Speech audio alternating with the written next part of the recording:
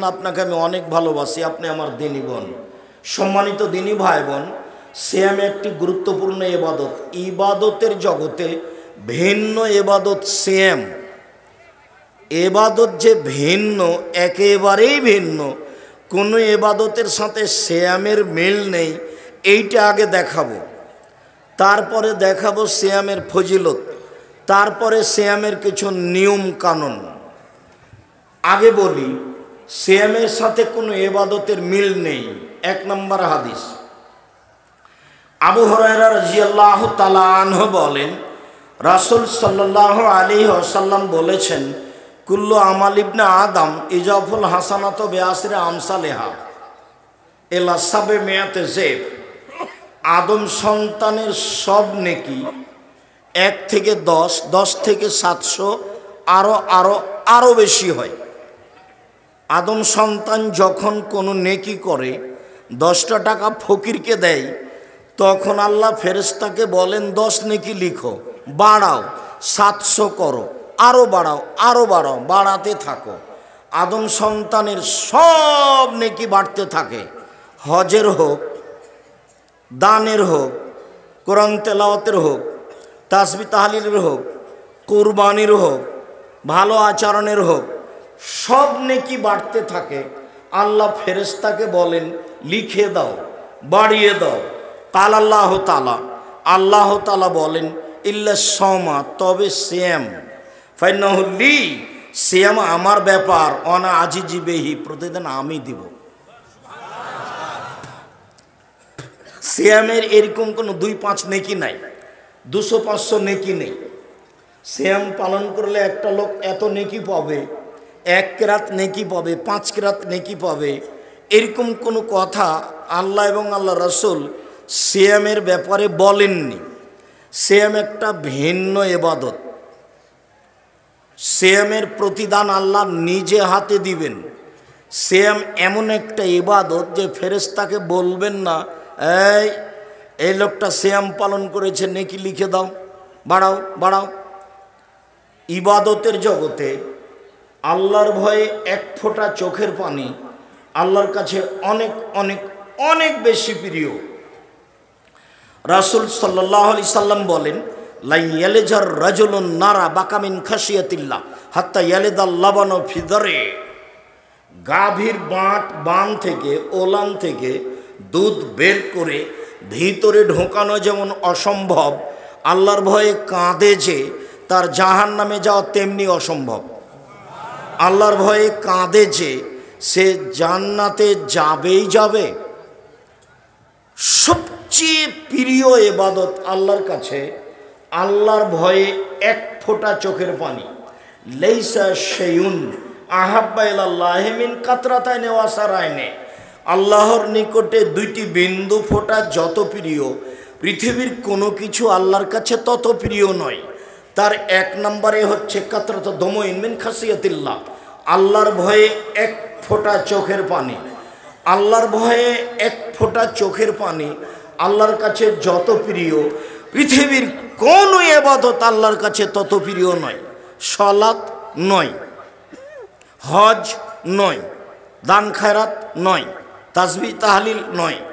1 ফোঁটা চোখের পানি আল্লাহর কাছে যত প্রিয়, পৃথিবীর কোনো কিছু আল্লাহর কাছে তত প্রিয় নয়। সিয়ামও নয়।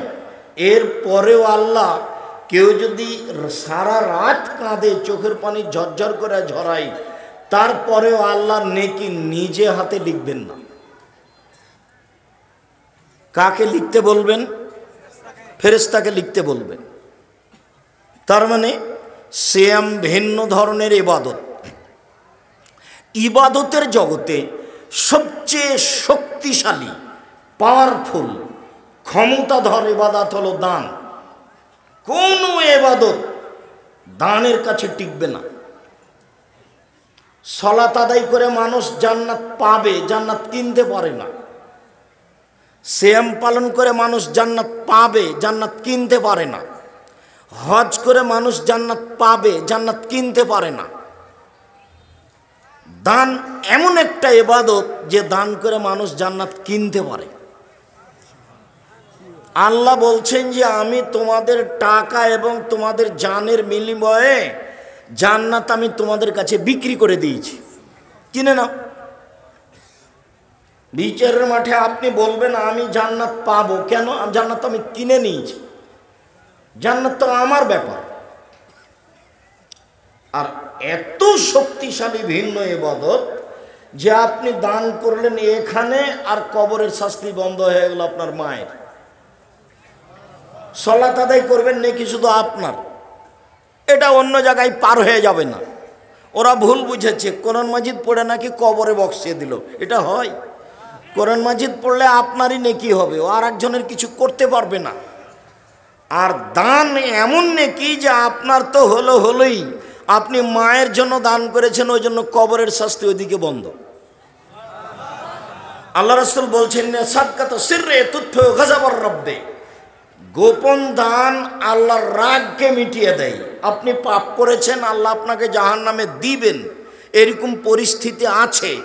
আপনি এই আমাদের এই নাচল মাদ্রাসা কওমি বেসরকারি একমাত্র আল্লাহকে সন্তুষ্ট করার প্রতিষ্ঠান।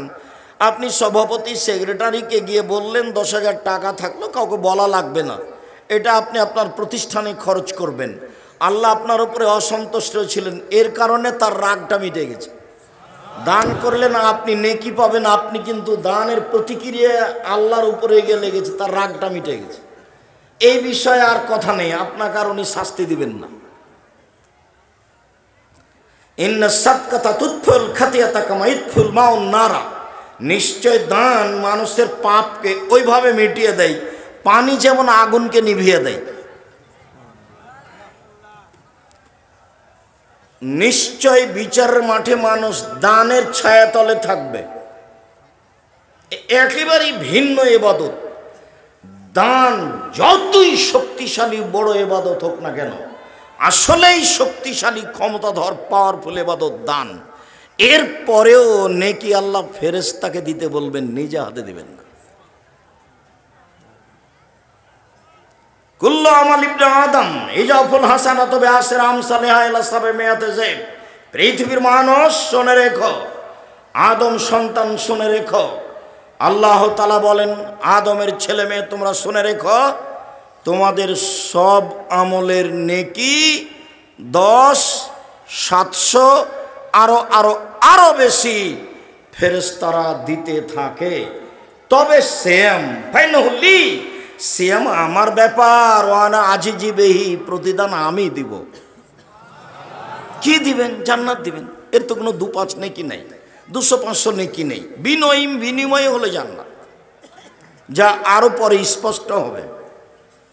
সম্মানিত দিনী ভাই বোন, মধ্যখানে আবার এই ছেলে বসো, আপনাকে আমি আরো অনুরোধ জানাচ্ছি, দয়া করে আপনি কোনো কাজ করবেন না, পরে আপনি পস্তাবেন বা মানুষ আপনাকে খারাপ মনে করবে। আমি নিজেও খারাপ মনে করছি আপনাকে।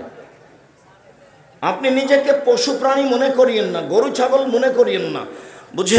বুঝে না ওরা অন্তর আছে, বুঝে না, দেখেও দেখে না ওরা চক্ষু আছে, দেখে না, শুনেও শোনে না ওরা কান আছে, শোনে না। উলায়েকা কালানাম, তারা পশু প্রাণীর মতো, তারা গরু ছাগলের মতো, তারা কুকুর শ্রীগালের মতো, বালহুমাজাল, বরং তার চেয়ে খারাপ। আল্লাহ বলছেন মানুষ কুকুর শ্রীগালের চেয়ে খারাপ। আজকের প্রোগ্রামের জন্য কত ত্যাগ, কত তিতিক্ষে, কত আপনার এমপিকে বলা, ডিসিকে বলা, ওসিকে বলা, পুলিশ সুপারকে বলা, আর কত পরিশ্রম, এত কিছু ত্যাগ তিতিক্ষার পরে আমরা উপস্থিত হয়েছি, আলহামদুলিল্লাহ। আর আপনি বসে গল্প করছেন না? আপনার একটু হুঁশ বুদ্ধি হয় না? আপনাকে একটু লজ্জা লাগে না? আপনার একটু শরম হয় না? আপনাকে একটু হায়া লাগে না? আপনার একটু ইতস্তবোধ হয় না? আপনার একটু মানবতায় বাঁধে না? বাধা উচিত। আপনি নিজেকে মানুষ মনে করেন, তাহলেই তো বিবেচনা আসবে। আর নিজেকে যদি পশু প্রাণীর মতো মনে করেন, তাহলে তো আসার যাওয়া গরু ছাগলের মতো কিছুই না, মরা পর্যন্তই শেষ। আপনাকে এটা মনে রাখতে হবে। দুনিয়ার অর্থ সম্পদ, জায়গা, বাড়ি ঘর সব মরা পর্যন্ত শেষ। ছেলে মেয়ে আপনার কিছু করবে না, ভুল বুঝেছেন। আপনি খুব ভালো, এরপরে আপনি আপনার বাপের জন্য কিছুই করেননি, আর আপনার ছেলে আপনার জন্য করবে, আপনি এটা বুঝলেন? জীবনটা মরা পর্যন্তই শেষ, তারপরে আপনার সাথে আর কেউ নেই। জমি জায়গা ওরা পিটিয়ে গন্ডগোল করে ভাগ করে নিবে মেরে। আমাদের গ্রামে বাপ মারা যাওয়ার পরে যখন জমি জায়গা ভাগ করতে বসলো, তখন ঢেঁকিটা কেটে ভাগ করে নিল। তো ঢেঁকিটা এক ভাইকে ছেড়ে দিবে, এটা মানতে পারলো না, যার ফলাফল খড়ি, কিছুই না। আমি এটা বাস্তব ঘটনা আপনার সামনে নকল করছি। তার মানে এটাই জীবন, কিছুই না। এতটা অঞ্চলের সবচেয়ে ধনী মানুষ হযরত আলী মুন্সি, তার ছেলে আমার পাশে বসে আছে। হযরত আলী মুন্সির বাড়িতে 4-5 জন এমনি বাইরের লোক থাকতো, একজন মৌলানা, একজন ছাত্র মাদ্রাসার, একজন স্কুলের থাকতো, আর কত কর্মচারী, 30-40-100টা হাল চলতো, লাঙ্গল চলতো আবাদের সময়। তারপরে আজকে নেই। মানুষ যতক্ষণ পর্যন্ত আছে ততক্ষণ পর্যন্ত যা কিছু করবে তার, যখনও চলে যাবে মনে করতে হবে এই পর্যন্ত আমার শেষ। সম্মানিত দিনী ভাই বোন, নিজেকে মূল্যায়ন করার চেষ্টা করেন, নিজেকে অত অবহেলা করে পশু প্রাণীর মতো মনে করিয়েন না। আল্লাহ নবীকে জিজ্ঞাসা করা হল, আল্লাহ রসুল সবচেয়ে বুদ্ধিমানকে? এটা জিজ্ঞাসা। আইউন্নাস আকিয়াস, সবচেয়ে বুদ্ধিমানকে? এটা জিজ্ঞাসা। তখন আল্লাহ রসুল বলছেন, সবচেয়ে বুদ্ধিমান হচ্ছে ওই যে মরণকে স্মরণ করতে পারে, এ হলো বুদ্ধিমান। আমরা তো মনে করবো যে সামাজিক কাজ ভালো করতে পারে সেই বুদ্ধিমান। তা আল্লাহ রসুল বললেন যে মরণকে স্মরণ করতে পারে সেই হলো সবচেয়ে বুদ্ধিমান। তো মরণকে স্মরণ করেন, যা করা লাগবে সেটাই করেন। নাচল মাদ্রাসার আমার যারা শিক্ষক ছিলেন কেউ নেই, সবাই চলে গেছে। মোজাহার মৌলানা ছিলেন এই প্রতিষ্ঠানের স্কুলের শিক্ষক, তিনিও চলে গেছেন। সম্মানিত দিনী ভাই বোন, বলছিলাম ইবাদতের জগতে ব্যতিক্রম ভিন্ন ধরনের ইবাদত হলো সিয়াম। 1 নম্বর হাদিস পেশ করলাম, তবে এখানে একটা কারণ উল্লেখ করা আছে, কারণটা বলি, এই কারণটা আবারও বলবো। আল্লাহ বলছেন, বলে আজলি ইয়াদা শাহওয়াতাহু তাওমাহু, আমি নিজ হাতে কেন প্রতিদান দিব? আমার কারণেই তো সে 2টা জিনিস ত্যাগ করেছে। 1 খাদ্য, 2 প্রবৃত্তি। আমার কারণেই তো সে মন মতো চলেনি, এই জন্য আমি তাকে নিজে হাতে প্রতিদান দিব। আমার কারণে সে 2টা জিনিস করেনি, 1 খাদ্য খায়নি, 2 প্রবৃত্তির অনুসরণ করেনি, মন মতো চলেনি। প্রবৃত্তির অনুসরণ করে কে? মন মতো চলে কে? সকালে ওইটা দাড়ি চাঁচে, যে টাকনো নিচে পায়জামা প্যান্ট লুঙ্গি পরে, যে মন মতো চলে সে। দোকানে বসা মানুষের বদনাম, গীবাত, পরনিন্দা, আড্ডা পিটে, যে মন মতো চলে সে। সুদ ঘুষ খায়, যে মন মতো চলে সে। মন মতো চলে যে রোজা থাকে সে, উপবাস থাকে সে, সে সিয়াম থাকে না। তার মানে সিয়াম মানে হলো বিরত থাকা। তো একটা লোক দোকানে বসে যদি কারো বদনাম করে, তাহলে কি অপছন্দ কর্ম থেকে বিরত থাকলো না করলো? করলো। তাহলে এখন রোজা আছে, উপবাস আছে, ও বিরত নেই। কেননা সিয়াম শব্দের অর্থ হচ্ছে ফজরের আজান থেকে নিয়ে সূর্য ডুবা পর্যন্ত খাওয়া পান করা, অপছন্দ কথা কর্ম থেকে এবং স্ত্রী মিলন থেকে বিরত থাকার নাম সিয়াম। তো কেউ যদি সুদ খায়, ঘুষ দেয়, তাহলে ও অপছন্দ কাজটা করলো না বিরত থাকলো? তাহলে ও রোজা আছে, সিয়াম নেই। সিয়াম মানে বিরত থাকা। যে জোর করে জমি দখল করেছে সে তো জালেম, তো সে আবার সিয়াম থাকবে কি করে? ও রোজা আছে। যে মেয়ে নগ্ন পোশাকে চলে, এখনো ক্লাস 10-এ পড়ে, মেয়েটা তার মায়ের পাশে বসে আছে, মাথায় কাপড় নেই, এখন এ অবস্থায়, ওটা ওর মা নয়, ওটা ওর খালা, ওটা ওর সৎ মা। তুমি তুমি যদি চাও আমার কথায় সাড়া দিচ্ছ, সেটা আমি চাইনি, ওটা তোমারই বোন। কেননা ওটা হিন্দুর মেয়ে নয়, ওটা ইহুদি খ্রিস্টানের মেয়ে নয়, ওটা হয় তোমারই বোন। আমি প্রমাণ করতে চেয়েছি যে এটা ওর মা নয়, এটা তার খালাবা, এটা সৎ মা। আমার কথা শুধু শুনতে হবে, এভাবে সাড়া দিতে হবে না, ওটা আমি পছন্দ করি না, এবং তাতে পরিবেশ ভালো থাকে না, আমি এটা পছন্দ করি না। তো যেহেতু কথার মধ্যে কথাটা এসেছে, যেসব মহিলারা নগ্ন পোশাকে চলে সেসব মহিলারা রোজা থাকে, সিয়াম থাকে না, ওর সারাদিন না খেয়ে থাকা বৃথা। ছোট ব্লাউজ পরে পেট পিট দেখিয়ে, হাত দেখিয়ে, শরীর দেখিয়ে